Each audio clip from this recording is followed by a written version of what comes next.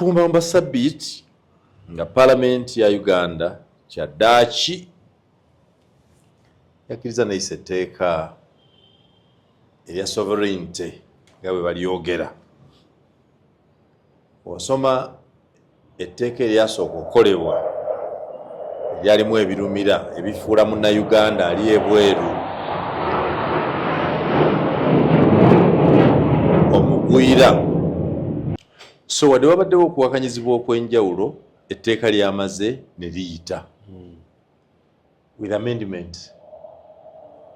Sagala kuwa opinion yange ku tteeka naye kanfune eyo nkuwe, naye nga waliwo amateeka 3 eryasooka gye baayanjula, erikyusiddwamu President Museveni yayogera n'eryayisiddwa, gonsatule nga badde n'enjawulo egigalabikamu. Kale badde olira nga tuliyogera ne byetuwakanya, kiki kye wafunye mu tteeka? Kakati nze saagala kutunuulira lunaku lwa yesterday. Okay. Because lunaku lwa yesterday it was the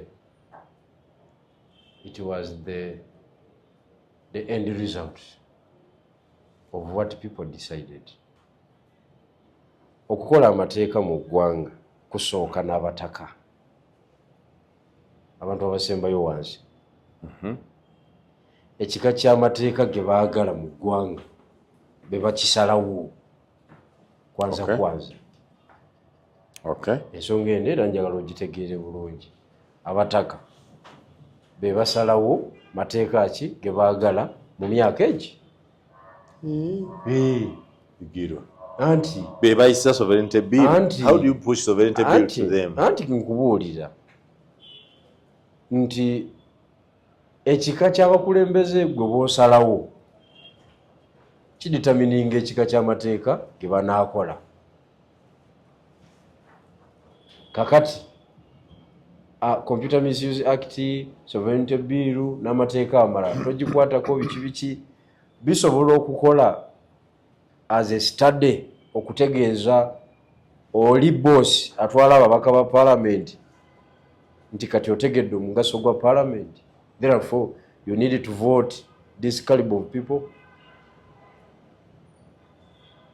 So yagala kiteeka ku bantu ekyo kyabaddewo temuli makulu. Amakulu gali ku muntu wa wansi. Which kind of legislator have you voted? Kyongo kiyimbirira nnyo babakulonda walikyusiza. You don't still be swallowed up in the majority. Lindako singa banonda naye ne bakulonda ne balonda n'omulala ebisatu 5 mu 5 abakuŋŋaanye bantu be babalonda. Because katukitwale nti abantu baali convinced n'ennyonnyola yaabo be balonda. That is it. Kikyo kye mwalonda. Abantu tubagambye ebiseera n'ebiseera nti ensonga zonna muziggyemu omuzannyo. Abantu abasigadde bonna muyinza okubasaba ssente mulyoke mubalonde, naye temusalawo ku mbaka wa parliament nga mubeesize ku ssente. Eggwanga mugenda likuba ennume y'ekigo, mugenda kweyokeza mu nnyumba gye mulimu nga bagamba bayogirwa beeyogerera byabwe. Kakati wenjogerera wano mu Uganda buli muntu alina gwanyigira akasimu amukuba oluseke, oba ali mu America oba ali luddawo. Etteeka liiryo. Etteeka liiryo. N'ensonga y'abantu. Era Simon bw'ogibuusa abantu oba okoze disservice ku Uganda. Nze nkubuulira. That is the kind of leaders who have voted in 2021. Ate eddako it is going to be worse. It is going to be the most disastrous parliament Uganda yali ebaddeko nayo. Kuba teyo yaggwereddemu ddala omuga. People with experience, people with the knowledge. Abantu bagamba temulina kye mutugamba. Ate balina kye batugamba. Kiro nti balina kye batugamba. Era mutwakyuza. Abo abatono nno abalazi balina kye batugamba. Be balwanye okukyusa obuwayiro obwabadde ku extreme. billion 2 ne zifuuka 2 abo abatonotono abasobola okurizoninga myaka 10 ne gifuuka myaka 2 yabadde 2 ne gifuuka 10. Of course kisigala kikyali kibonerezo ky'amaanyi but enkyukakyuka eba ekoze eki ezze wabawo ekikyuse okitegedde. Kakati Abannayuganda kyekiseera mutegeere obuvunaanyizibwa bwammwe mu nsonga y'obukulembeze bwa Uganda. General Museveni mu kalulu akabba tetuganye n'akatwala ekyo n'omwana omuto akikola ki naye ekimuweesa ababaka 3-5 bali ku tiketi ye NRM kiki? What is the checks and balance? Ne mu executive powers ne muziwa General Museveni, legislative powers ne muzimuwa. Jukira bwafuna executive powers kutambulirako judicial powers. Okitegedde? Ya appointing a chief justice, ya appointing a deputy chief justice, ya appointing a judges of the court of appeal and the constitutional court. Ya appointing a judge of the high court, ya appointing a principal judge. Kakati eno wansi eno chief magistrate wabalekerako eno teri kiriyo judicial service commission nekwasaganya obwo. Kakati all powers of government, all the 3 organs of government nemugimuwa bwe muti. Kati abakolera eki? Muli kyagede abakolera eki? Me I disagree with the people. Eno ensobi gye tuliko olwaleero bantu be bagiruteekamu ne muddira akalulu kammwe ne mukawa abantu baludda lumu be NRM ate ne mutandika okutusaba results ffe babigirwa be mutalooze. It is not there. Bijiro sikutegedde sovereignty bill eyayisiddwa oginenyereza abantu ba Uganda. Yes. Abatabadde mu parliament. Ate abatabadde mu parliament mwalonda wanu shade of opinion.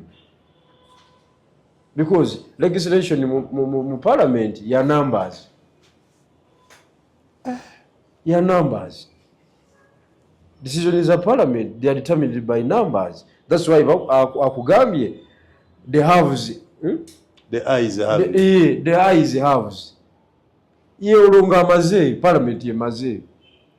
Naye muwaba baka 15. Opposition tuliyo 3 plus olabe wagamateeka n'agayisaawo. Bannayuganda bana bati bana okuzibuka mu maaso because twegomba Kenya ne tugamba Kenya y'amaanyi, Kenya ekuze. Kenya divided the powers of government. William Ruto agenda okusanga eno parliament eno government nga tasobola giwalula mukono gumu bwati. Erimu numbers esobola omuteekako ekiziiza. William Ruto asanga constitution etamuwa absolute power. Constitution yakolebwa baani? Yakolebwa President Kibaki nga Prime Minister ani Raila Odinga. Raila Odinga nga yalina ababaka abasinga ate aba president obungi. Ojjukira Jambiye yakabe. Kati tumanya amazima naye twemagaza. Amazima gali nti otuba tunatereza Uganda okwerumya kulina okubeerawo. Omuntu ajja ku kadi ye NRM mulungi nnyo asimye nayikontro aguze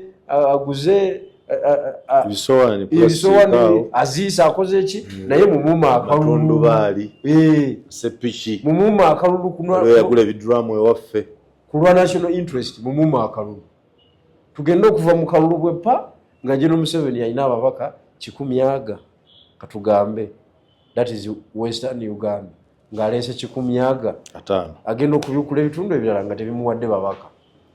Naye mwagala se oludibetinge ku kimwasalawo mbw ate kitererere eno. Kakati se njagala ombuulire kino ekizimbe kye tuliko kya miiko nga 3 ku 5. Singa kiba kikyamye ku foundation oyinza okunenya omwaliriro ogwokutaano twakiguyiise nedda tosobola. Foundation yeriwa mu democracy. Foundation is the people. You sound bitter. Not being bitter, I am factual. You're angry. No, nkubuulira obuyinza abantu bwe balina. Abantu balina obuyinza okabira bwayise bo bwayi. No, ate kati akalulu tekava yo ani akaaba. Abantu ababalonda si batandise okukaaba bayisiza amateeka amafu. Nze nja kwerwanako ate balisiza nga bagenda bali kutambula bagenda n'ebyayo Milioni ya 5 ani azireka.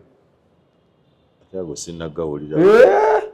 Ate kati gomanye ebintu ebira mu corridors of power. Bigiro. Agaga. Barabadde bagenda. Bakukubya akalulu izo zirekezo. Kugenda notandikira okwo. Muroko yabatiriko mipiira n'ogula emipiira egitambuzayo omwaka n'ogulayo ku masuuti kuba tokyabikira. Olubozi kyowataano nga terunafulu babigiro olujjawo. Anti tobadde mu ggwanga olabika. Ate sodde mugwambeera nga ne wiiki ewedde twali wano nawe. Nze nkubuulidde nno. Waliwo sente zaayise ng'ogendiko. Golowooza lwaki bali pushinze ne liyita ku speed. Package mukulu yadde abasiibula. Ne mu kubasiibula nga nabo balina okugenda nga balina kye bamukoze eki. Omubaka chairperson wa Legal Parliamentary Affairs Committee afuluma parliament n'afiira ku tteeka bw'atyo ku bwerere. Neri gye beesibidde mu Munyonyo mu kola report ne baagala okwekubirayo ebikonde nti ku bwerere. Kubadde ki? So mweyembeera kyekyo. Bannayuganda muleke tugabane bye twasalawo. Kyekyo kye mwasalawo be baba MP bammwe mwali mulowooza nti mulonda baziisi bagenda kuziika. Oli mukambwe. No, mwali mulowooza Kampala bajja kukunyimbe oba mu kyaki oba kutegeka mipiira bajja kukola mateeka. Bajja kukola mateeka kakati geego.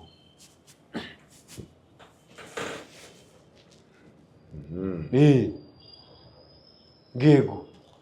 Era nze ndi muwanguzi. I am a winner because I told the people of Kamuli municipality in 2021 nti munonde sigenda kwetaba ku tiimu ekola amateeka amafu.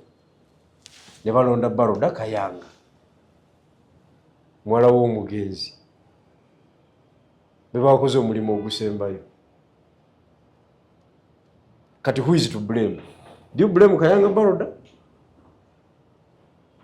Blame who? Yakoze omulimu ekyo kye yadde alina okukola naye kye yadde alina okukola atiya naye kyenooza nti bw'oba omaliriza ate omuntu yandimaliriza bulungi. I don't know. Anyway, etteeka lyabadde ppya nga likyusiddwa. Ekyokubiri mu byokola amateeka ku level ya gavumenti gwali ku ludda oluvuganya. Gwali ku ludda oluvuganya. Bwe tokola ki? Gwali ku ludda oluvuganya. Etteeka liba ligenda kunyiga okuba kukerere nayo oliyita ne liyita. Terikwata opposition yekka. Kubanga tewali alina garanti kubeera memba wa gavumenti ebbanga lyonna. Tebakulimba. Genda osoma musango gwa Ibingira and others versus Attorney General. Ibingira ono Grace omukadde. Oyo. Immediately after 1966 crisis. Beba kujjukujju abaaliwo nga batetenkanya. Omusajja ajje ku gavumenti mumenyi bwa mateeka ne batandika otuula obufoofufu ne babayoola. Naye nga badde bakungu ba gavumenti ba minisita. Babasibira ku detention order ezitaliiwo. Gosagadde okusanga. Ebyo tebaza Museveni byaggwawo tezikyaliwo detention orders. Kakati nno bw'oba osomye constitutional history owa Uganda tewaliiwo bintu byakolebwa kuva ku bazungu bitakoleddwa General Museveni. Bijira bihambo. Bihambo naawe. Anti kankubuulire okujjako nga tosomye ate nga tobaddeewo ng'ebintu byapeninga. ne Idi Amin yennyini absolute dictatorship byakola jajja ina byakoze but in another way round. Olina omulimu walala gwe nze sina mulimu walala gwe nva ku guno mba sina kyakola ate ndaba gyontwala ate guno si mulimu era tokola sebu tolina mulimu mu Uganda weyiya bweyiya because wone NSSF tekumanyi wetegedde nina abasajja bange bembeera nabo aba YouTube biki baani naye kasema nga NSSF tekumanyi muganda wange buli mwezi oba wetetenkanya bibyo. So don't be scared for nothing.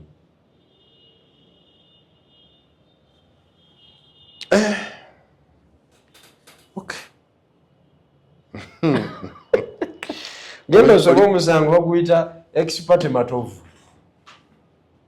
versus Attorney General. Egyo emisango gyonna gya 66 bakwata expert matovu bakwata matovu ne bamusibira Karamoja. Dr. Besi tebamutwalage Karamoja.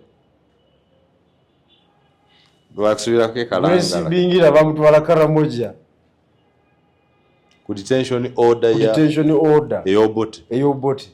Naye nga omanyi okukwata nga amateeka gwe bakuvunaanira tegaliiwo ne bakakola enkeera waalwo nga gwe bakukutte lwaleero. Government ki? Obote 66 to 71. Ne bamukyatalinga banene bawaaba ne guzuzumba high court y'ebiseera ebyo ne yeekiranya ne government ne gubasingisa ne bayingira East African Court of Justice ne baguwangula mu kumuta ne bamuleeta Entebbe mu Kanyonyi yaba yakalinnya ebigere bibiri wabweru ku tamaka ne baddamu ne bamunywa kati olwo ku mateeka amapya ne bamuzayo emaboso. Dr. Besigye tebamunywera mu kooti nga kooti yakamuta wali ne baddamu ne bamunywa. Omusajja wo bano babadde mu Nankanyi tebabanywera mu kooti musaga ya corporation biki baba bilioni 163 eza corporation. Kakati wetaaga kusoma busomi The Inside Out ne General Moses bigira bwensuka wano ndaba kati yontwala otandika okunsomera tujja okugeraganya Museveni ku government ezaaliwo bogenda detention orders nogeraganya Museveni bogenda mu records bali babakatanga tumaje bakututte. Do you remember that? Anti kakati Museveni bakananga nti ali ku Jinja Road Police nkugambye bamulese mu kooti bali bamutwala Karamoja naye nga amateeka tegaliiwo. Kayihura bamuteeka Makindi n'amala ennaku nga talabanga ku njuba naye nga etteeka ligamba 48 hours n'akuba enduulu bannange Kayihura nkyaliyo muŋŋambire abeeyo ennaku 3 siraba ku mulamuzi kati baliriza bwetyo tusinga natuluddako nze Simon Yanga Lutaaya